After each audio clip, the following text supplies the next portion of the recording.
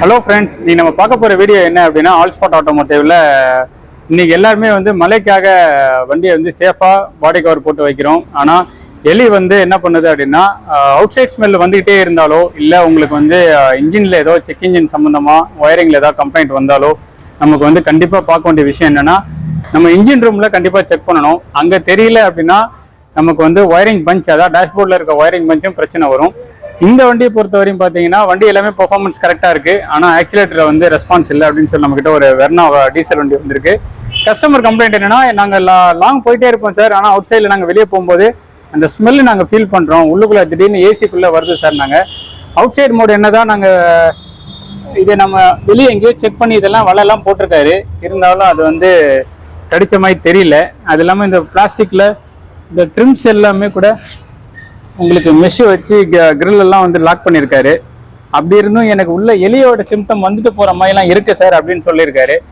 இந்த வண்டியை செக் பண்ணி பார்க்கும்போது என்ன கம்ப்ளைண்ட்டுன்னு பார்த்தோம் அப்படின்னா, இந்த ஆம்பு போட்டிருக்காங்க. ஆம்பு போட்டது மூலயமா இந்த ஒயரிங் இந்த மெயினோட ஒயரிங் பஞ்ச் மூலயமா இதை கட் பண்ணி டேமேஜ் பண்ணி உள்ளே கொண்டு போயிருக்காங்க.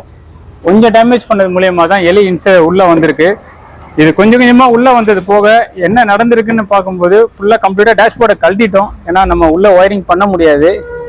பண்ணும்போது இவ்வளோ ஒயரை எலி கடிச்சிருக்கு ஃப்ரெண்ட்ஸ். நம்ம என்னதான் சேஃப்டியாக இது மாதிரிலாம் வெளியே அவுட் சைட் ஸ்மெல் உள்ளே வரக்கூடாதுன்னு சொல்லி வெளியே இருந்து கவர் பண்ணியிருக்காரு, மெஷ்ஷு போட்டிருக்காரு, எல்லாமே பண்ணியிருந்தாலும் இது மாதிரி அக்சசரிஸ் ஒயர் உள்ளே கொண்டாடுறது மூலயமா இந்த இடத்துல பூட்டை கட் பண்ணி உள்ளே கொண்டாடுறாங்க.